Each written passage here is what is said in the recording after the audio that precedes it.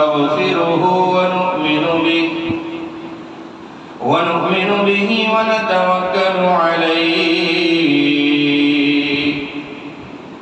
ونعوذ بالله من شرور أنفسنا ومن سيئات أعمالنا من يهد الله فلا مضل له ومن يضلله فلا هادي له ونشهد أن لا إله إلا الله وحده لا شريك له ونشهد أن سيدنا ونبينا وشفيعنا وحبيبنا وهادينا ومرشدنا ومولانا محمدا عبده ورسوله صلى الله تعالى عليه وعلى آله وأصحابه وبارك وسلم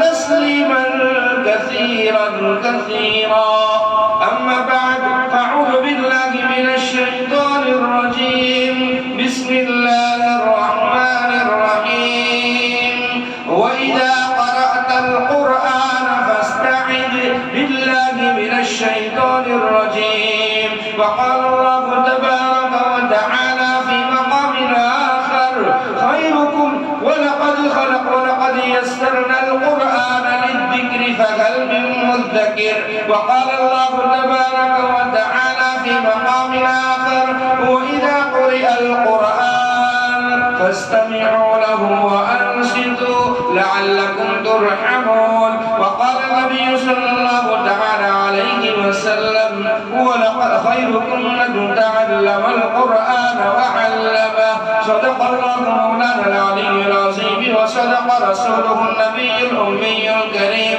ونحن على ذلك لمن الشاكرين والشاكرين والحمد لله رب العالمين.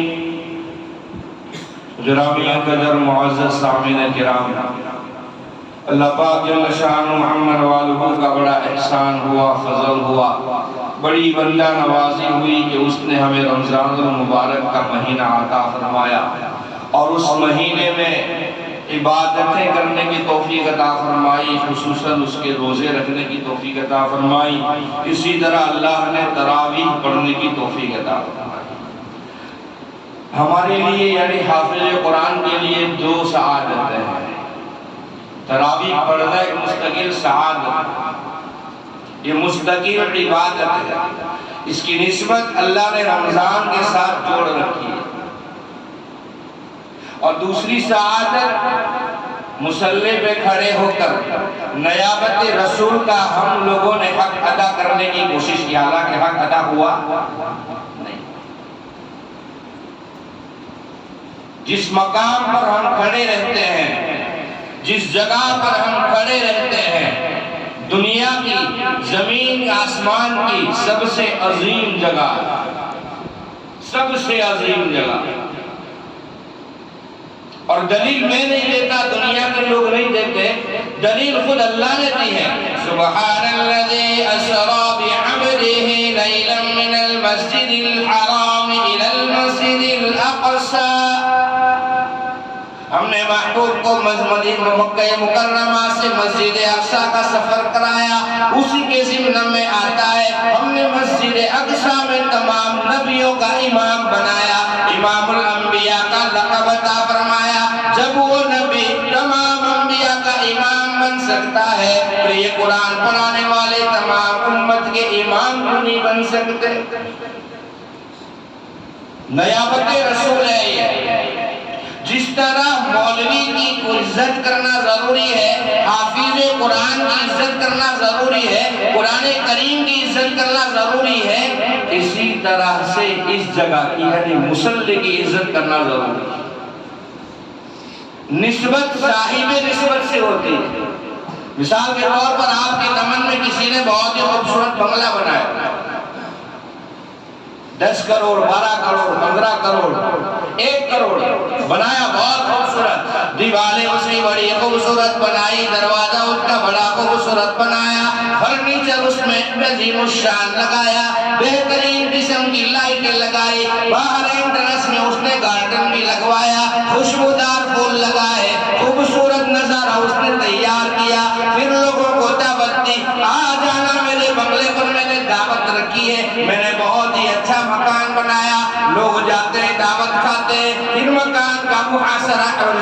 نظارہ کرتے ہیں، دیکھنے والا کہتا ہے لائٹ بڑی خوبصورت لگائی، دیواریں بڑی خوبصورت بنائی، اس کا ایک داخلے کا گیٹ بڑا خوبصورت بنایا، لوگ تعریفوں میں تعریفیں کرتے جا رہے ہیں، شیخ صاحب تعریفیں سن کر خوش ہو رہے ہیں، اس میں سے کوئی ایک نکل آئے، حاجی صاحب آپ کا بنگلہ بہت ہی اچھا ہے، لیکن یہ چیز آپ نے جو لگائی وہ صحیح نہیں ہے، بتاؤ تعریفیں کرنے والے تعریفیں کرتے رہیں گے۔ شیخ اپنی جگہ پر خوش ہو رہا تھا، جب کسی ایک نے نقص نکالا، کمی نکالے، تو شیخ ناراض ہوگا کہ نہیں ہوگا؟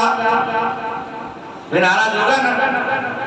اتنے سارے تعریف کر رہے اور تجھے کمی دکھ رہی ہے بیوقوف، کہے گا وہ نسبت صاحب نسبت سے وجہ سے ہوتی ہے۔ آج ہم علماء کرام حفاظ کرام کو جو عظمت کی نظروں سے دیکھتے ہیں، کیوں دیکھتے ہیں؟ کیا سرخاب کے پر لگے ہیں؟ کیا تم سے زیادہ مال ان کے پاس ہے؟ کیا تم سے بڑے ہیں؟ کیوں عزت کرتے ہیں؟ اس لیے کہ وہ صاحب قرآن ہیں، وہ قرآن والے ہیں، وہ قرآن پڑھنے والے ہیں، قرآن کو حافظ یاد کرنے والے ہیں، قرآن کو سنانے والے ہیں، قرآن کی تعلیمات کو پھیلانے والے ہیں۔ گھر میں سونا چاندی رکھا ہے، ہیرے جواہرات، بڑی بیش بہا چیزیں رکھی ہیں، باپ تو صبح سے نوکری پہ جاتا ہے، دکان پہ جاتا ہے، گھر پہ نہیں ہوتا، ماں ہوتی ہے سبزی لینے جا رہی ہے اور گھر میں بیٹا کھیل رہا ہے، 10 سال کا، 12 سال کا، 15 سال کا، بیٹے کو پتا نہیں ہے کہ ماں نے تجوری میں کیا رکھا ہے، سونا رکھا ہے، چاندی رکھی ہے، روپے پیسے رکھے ہیں، قیمتی سامان رکھا ہے۔ وہ ماں کیا کرے گی؟ دروازہ کھلا چھوڑ کے چلی جائے گی بیٹے کے بھروسے پر کہ میرا بیٹا حفاظت کرے گا؟ بھئی جو مجبور نہیں ہے دیواروں سے دور ہو جاؤ، یہ شیطانی تمسکر ہے۔ ہاں مجبوری ہے، کمر میں درد ہے، بوڑھے ہیں، بیٹھ نہیں سکتے تو دیوار میں ٹیکا تکیہ منگا دیتے ہیں آپ لوگوں، لیکن مجبوری نہیں ہے تو آگے ہو جاؤ، آگے ہو جاؤ۔ شیطان سمندر میں پڑا ہے، لیکن نفس ایسا شیطان کی نسبت سے اثردار ہو گیا ہے کہ اس مقدس مہینے میں غفلت نہیں جاتی، لوگ سننے کے باوجود نہیں ہلتے۔ دیکھو اللہ معاف فرمائے۔ تو ماں بیٹے کے سہارے بھروسے گھر کا دروازہ کھلا نہیں چھوڑتی، دروازے کو لوک لگا دی، چاہے بیٹے کو اندر گھر میں لوک لگا کر بند کرنا پڑے، ابھی آتی ہوں آدھے گھنٹے میں تو گھر میں کھیل، اس کے لیے مختلف قسم کے کھلونے رکھ دیتی ہے، کچھ نہیں ہوتا تو موبائل تھما دیتی ہے، بیٹا گھر میں کھیلنا، میں باہر سے تالا لگا کر جا رہی ہوں، بازار کی سبزی خرید کے آتی ہوں۔ پڑوسی نے پوچھا ایسا کیوں کیا؟ کہا گھر میں قیمتی سامان ہے، سونا ہے، چاندی ہے، روپے ہے، پیسے ہیں، جواہرات ہیں، بیش بہا چیزیں ہیں، بچے کے بھروسے دروازہ کھلا چھوڑ دوں گی تو چور آئے گا، چوری کر کے چلا جائے گا۔ اس ماں کو اپنے بیٹے پر بھروسہ نہیں ہے، پھر اللہ نے ہم پر بھروسہ کیسے کیا کہ اتنا بڑا قرآن کریم سینوں میں اتار دیا۔ 12 سال کی عمر میں، 13 سال کی عمر میں الحمدللہ تحدیث فی نعمت کا شکریہ ادا کرنے کے لیے کہتا ہوں۔ 36 سال کی عمر میں 22 سال تراویح پڑھائی، یہ 22 تراویح اللہ کا فضل ہے۔ اللہ موت تک پڑھانے کی توفیق دے، اللہ ہماری نسلوں میں حافظ پیدا کرے۔ 36 سال میں 22 سال تک، 13ویں سال میں مسلح پکڑا تھا، اللہ نے ہاتھ تھاما، یہاں تک پہنچایا ہے، انشاءاللہ یہاں سے جنت تک جائیں گے اگر آپ لوگوں کا ساتھ اور محبت رہی تو، ورنہ مولوی کے تو بہت دشمن ہوتے ہیں۔ پیٹ میں دکھتا ہے، پتہ ہے مسلح پر حافظ کی غلطی گئی، ابھی 2-4 دن پہلے کے بعد پڑوسی گاؤں کا قصہ ہے، پڑوسی گاؤں آپ کے دمن سے 22 کلومیٹر دور، حافظ صاحب کی غلطی گئی، 23واں پارہ تھا سورہ صافات، سورہ صاد، لوگوں نے اس وقت تو کچھ نہیں کہا۔ دوسرے دن حافظ صاحب بازار میں کہیں کوئی سامان لینے گئے، وہ بھی انسان ہے، وہ بھی 2 پیر کا جانور ہے، 4 پیر والا نہیں ہے کہ گھاس پھوس کھا کر جیے گا۔ بازار میں کچھ لینے گئے، 22 کلومیٹر دور، آپ کے دمن سے 22 کلومیٹر دور کی بات بتا رہا ہوں، لوگوں نے ایسے ایسے تانے بازار میں مارے ہیں کہ وہ حافظ صاحب شرم کے مارے بازار سے سامان خرید بغیر چلا گیا، اور وہ حافظ صاحب میری پہچان میں،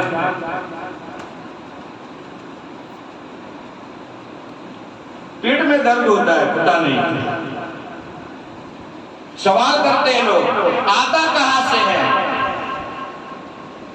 بنگلے والی مسجد دہلی شریف میں، جس کو مرکز کہا جاتا ہے، جہاں سے ساری دنیا میں ہدایت کی ہوا پھیلی ہے، حضرت مولانا الیاس صاحب رحمۃ اللہ علیہ کی محنتوں کا اثر اللہ نے 7 سمندر پار بہا دیا۔ واشنگٹن کی ایک کارگزاری ہے، وقت نہیں ہے، انشاءاللہ کسی جمعے میں سناؤں گا، ایسی کارگزاری ہے کہ سن کر رونگٹے کھڑے ہو جائیں گے۔ مولانا الیاس صاحب رحمۃ اللہ علیہ کی جو محنت، دعوت و تبلیغ کی محنت ہے، اس محنت کو کرتے کرتے لوگ کہاں سے کہاں پہنچے ہیں، تو کارگزاری کا قصہ انشاءاللہ کسی موقع پر سناؤں گا۔ بنگلے والی مسجد میں کھانا کھلاتے ہیں، ہزاروں لوگ کھانا کھاتے ہیں، دہلی کا چیف منسٹر بھی حیران ہے، کہاں سے آتا ہے اتنا سارا چاول، گیہوں، دال، تیل، مسالہ، مرچی، پیسہ، روپیہ۔ دارالعلوم دیوبند، دارالعلوم سہارنپور، دارالعلوم ندوہ، یہ بڑے بڑے مدارس، آپ کے شہر کا مدرسہ کہاں سے آتا ہے؟ چلانے والوں کو خود کو پتہ نہیں کہاں سے آتا ہے، اللہ بھیجتا ہے بھائی، کون بھیجتا ہے؟ اللہ بھیجتا ہے۔ مسجد میں 2000 روپیہ ہم نے دیا، جھولی میں ڈالا، تو کیا ہم نے ڈالا؟ وہ اللہ نے ڈلوایا، اللہ نے ڈلوایا، ڈال میرے گھر میں، تو 2 دیتا ہے میں بڑھا کر 20 دوں گا، من جاء بالحسنہ فلہ عشر امثالها، 1 کا 10 وہاں اسکیم لگی، اور رمضان المبارک میں تو 1 کا 70 ہے، 70، 1 روپیہ دو، 70 روپے کے برابر اجر دیا جائے گا۔ لوگ پوچھتے ہیں کہاں سے آتا ہے اتنا پیسہ تم لوگوں کے پاس؟ پیٹ میں درد ہوتا ہے، اللہ دیتا ہے بھائی، اللہ دیتا ہے۔ تو 12 سال کی عمر میں ماں بیٹے پر بھروسہ نہیں کرتی، لیکن اللہ بھروسہ کرتا ہے، پورا قرآن سینے میں اتار دیتا ہے۔ اب دنیا بھی کوئی چوپڑی کوئی بک لے کر بیٹھ جاؤ، 1 سال کا میں وقت دیتا ہوں، 1 سال میں 1 پیج یاد کر کے بتاؤ، ہو بہو جیسا لکھا ہے ویسا نہیں ہو پائے گا، مشکل ہے، امپوسیبل، ہو ہی نہیں سکتا، کہیں نہ کہیں کچھ نہ کچھ تو چھوٹ جائے گا۔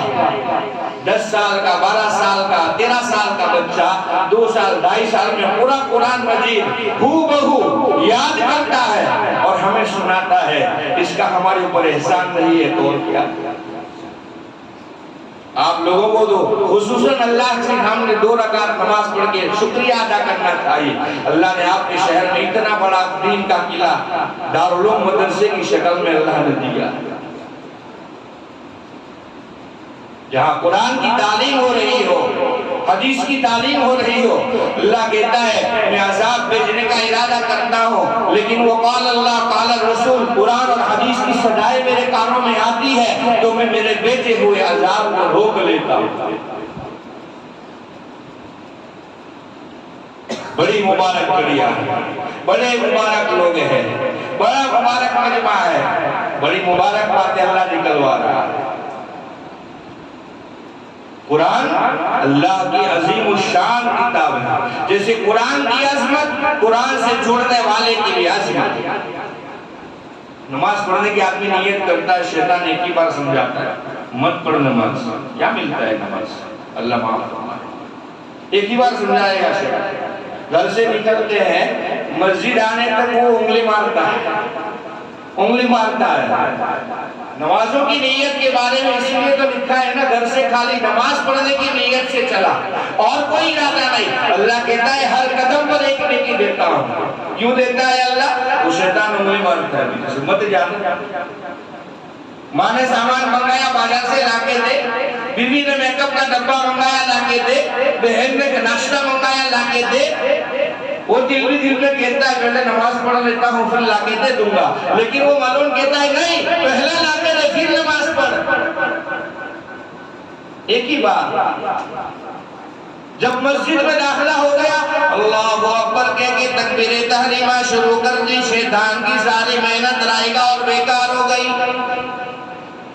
روزہ رکھا صبح سے شام، صبح میں سحری شام میں افطاری، پورے دن محنت کرنا چاہتا ہے لیکن کر نہیں سکتا۔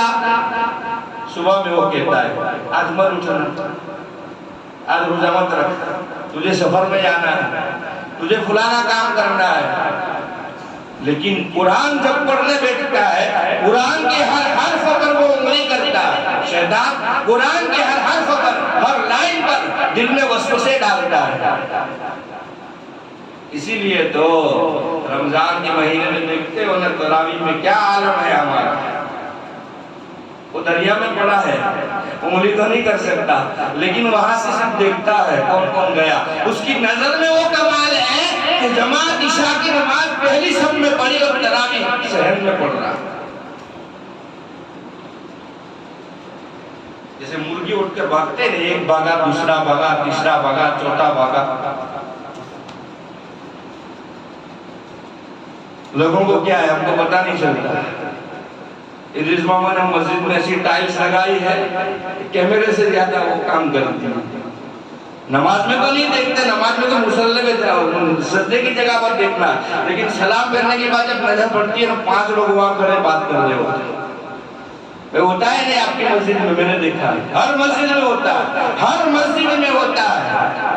یہ شیطان وہاں سے نظر کرم کرتا ہے تو ہوتا ہے۔ سوچو اگر اللہ نے رمضان میں کھلا چھوڑ دیا ہوتا، گدھے میں توپ ڈال کر سمندر میں نہیں بھیجا ہوتا تو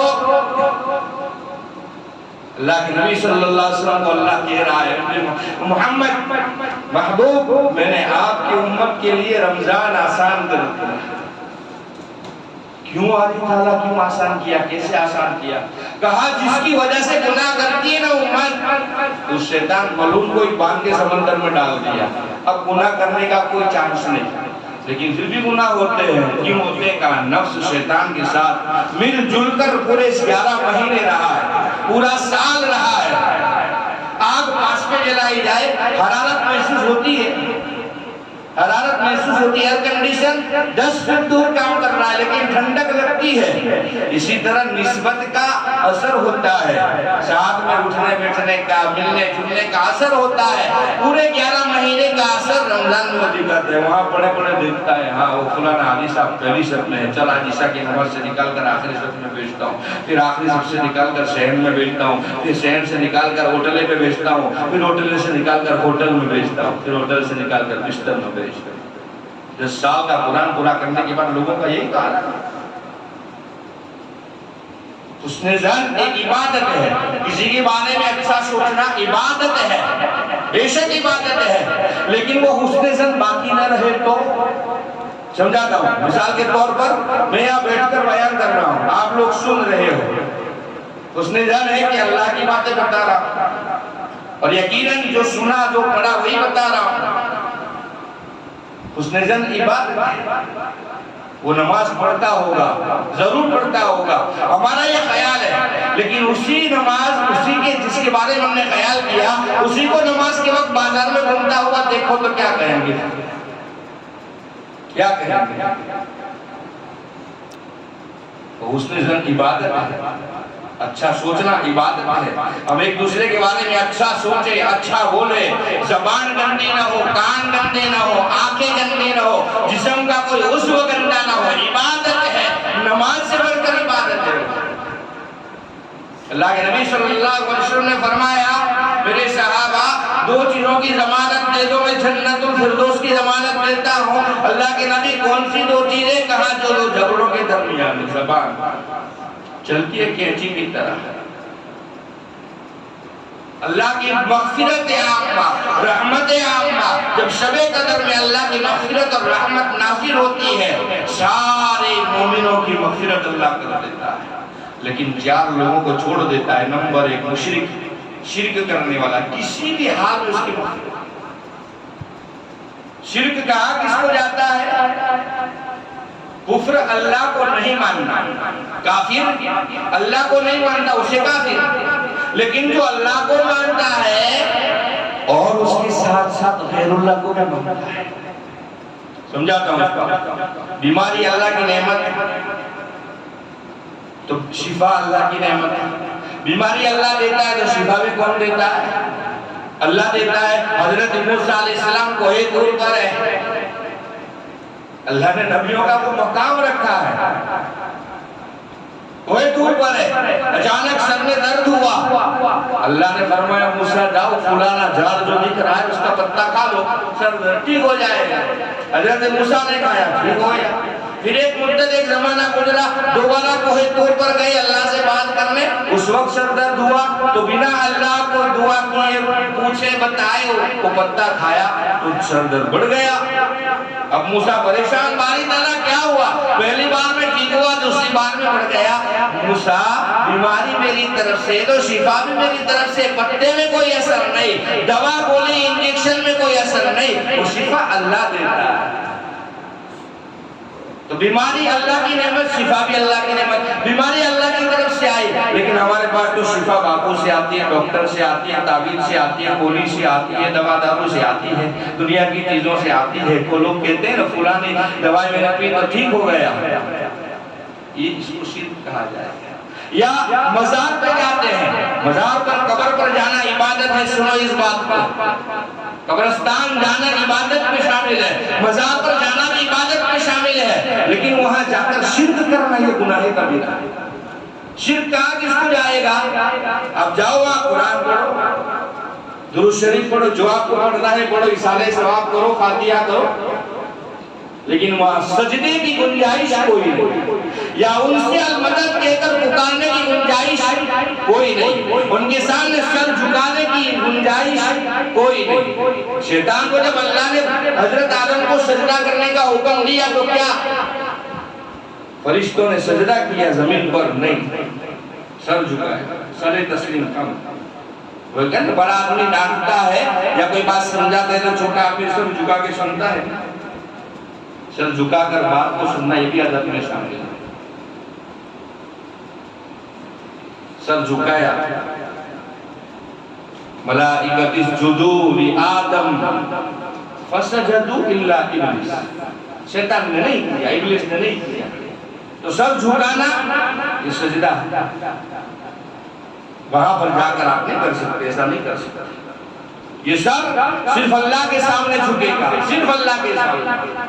جاؤ مزار پر اصالہ ثواب کرو، قرآن پڑھو، لیکن المدد کہہ کر نہیں پکار سکتے، اس کو شرک کہا جائے گا۔ اللہ کہتا ہے اس مبارک رات میں، اب میں انشاءاللہ ختم کرنے پر ہوں، آج کی رات میں اس کی مغفرت نہیں جو میرے علاوہ لوگوں سے مجھے لگائے بیٹھتا ہے۔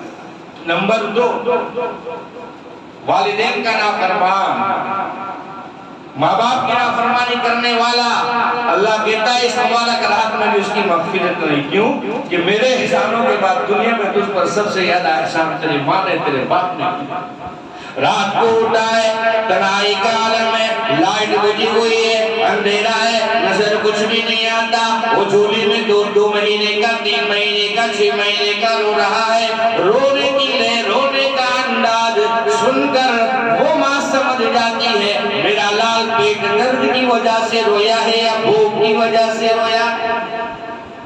قربان جاؤ ماں کی ممتا پر، ماں جب بھی اٹھی ہے دعا کرتے ہوئے اٹھی ہے، یا اللہ میرے بچے کو کیا ہو گیا، اتنی تنہائی سنسناتی رات میں وہ کیوں رو رہا ہے۔ ماں اٹھتی ہے، رکس بام لاتی ہے، پیٹ میں لگاتی ہے، دودھ کی بوتل تھماتی ہے، سینے سے لگاتی ہے، بستر میں سلاتی ہے، پھر رات میں اٹھا 1 نمبر کیا، بستر گیلا ہو گیا، ماں نے اس کے اوپر دوپٹہ بچھایا اور گیلی جگہ پر خود وہ سو گئی، اور سوکھی جگہ میں ماں نے بیٹے کو سلایا ہے۔ اتنا بڑا احسان کون کرے گا؟ بیوی ہوگی طلاق مارے گی، میں کہاں گیلے میں سو، تو سو، لیکن ماں خود سو گئی، دوپٹہ بچھایا اور سوکھی جگہ میں ماں نے بیٹے کو سلایا۔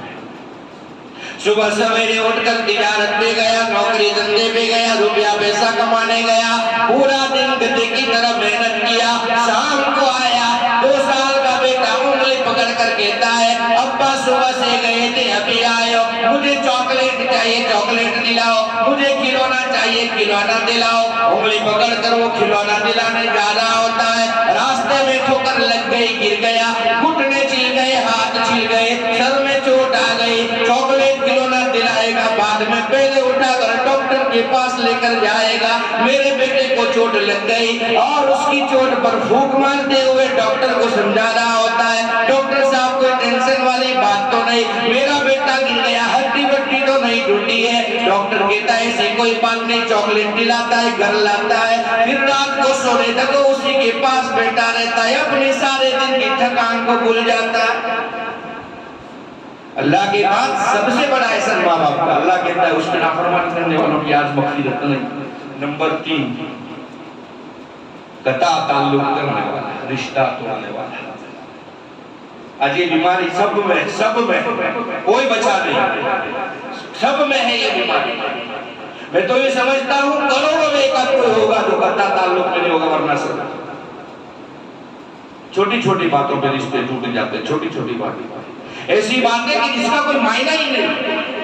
ماں سے, باپ سے, بھائیوں سے, بہنوں سے, رشتہ داروں سے, سسرال والوں سے, دوستوں سے. مسجد میں آتا ہے تو مدرسے میں جاتا ہے تو جہاں کہیں جاتے ہے اس کا دشمن کوئی نہ کوئی ہوگا. منافق کی 2 علامتیں. منافق باہر سے مسلمان اور ایمان والا دکھے گا لیکن دل میں کفر پال رہا ہے, وہ منافق. اور دوسرے قسم کا منافق باہر سے وہ مسلمان بھی ہے, ایمان والا بھی ہے, کلمہ بھی پڑھتا ہے, ہمارے ساتھ اٹھتا بیٹھتا بھی ہے, کھاتا پیتا بھی ہے, سارے معاملات ہیں, لیکن ہمارے بارے میں دل میں کینہ رکھتا ہے. واقعہ وہ منافق کی شکل ہے. قطع تعلق, اللہ کہتے جو رشتوں کو توڑتا ہے اسے میں معافی کروں گا. شریعت نے قاعدہ لگایا, کسی بات پر اگر چھٹ چھٹا ہو جائے, بولا چالی تم میں ہو جائے, 3 دن تک ناراض رہ سکتے ہو. 3 دن تک. اور اگر کسی نے اس حدیث پر عمل کرتے ہوئے 3 دن کی ناراضگی کے بعد خود جا کر معافی مانگ لی, بھائی مجھے معاف کر دو میری غلطی ہو گئی, تو یہ سب سے بڑی سنت پر عمل کرنے والا کہلائے. اللہ کے نبی نے 3 دن کی اجازت دی, اس سے زیادہ آپ بات بند نہیں کر سکتے. اور نمبر 4, کینہ رکھنے والا. اسے ملا کیوں ملا, کہاں سے ملا, کیسے ملا, مجھے نہیں ملے تو کوئی بات نہیں لیکن اس کے پاس بھی نہیں رہنا چاہیے. ایسا سوچ رکھنے والے کی اللہ مغفرت نہیں کریں. بہرحال آج جمعہ کی رات ہے, بڑی مبارک رات ہے. اس کی برکت والی رات ہونے کی 3 علامت ہیں. ایک تو جمعے کی رات پہلے سے برکت والی, پہلے سے برکت والی. اللہ نے آسمانی جتنے بھی سلسلے شروع ابتدا کی ہے اللہ نے جمعے کے دن سے شروع کی. یہ رات بڑی مبارک ہے. جمعرات کی اثر سے جمعے کی اثر, جمعرات کی مغرب سے جمعے کی مغرب تک 24 گھنٹے اللہ نے 2 گھڑیاں ایسی رکھی ہے, اور ایک حدیث میں ایک مبارک گھڑی ایسی رکھی ہے جو مانگو ملتا ہے. اس حساب سے آج کی رات برکت والی ہے. نمبر 2, 27 رمضان ہے, طاق کراتے ہیں, رمضان کی طاق کراتے ہیں جس کی اللہ نے بڑی فضیلت بیان کی. اللہ کے نبی صلی اللہ علیہ وسلم نے فرمایا ایک حدیث کے مطابق 27 رمضان میں شب قدر ہوتی ہے. تو یہ شب قدر ہو تو اس اعتبار سے آج کی رات مبارک ہے. اور تیسری وجہ اور بہت بڑی یقین والی وجہ ختم قرآن کی رات ہے. ہمارے استاد مکرم سے ہم نے سنا تھا بچپن میں جب ہم حافظ بنے تھے, اس زمانے میں اتنا روپیہ پیسہ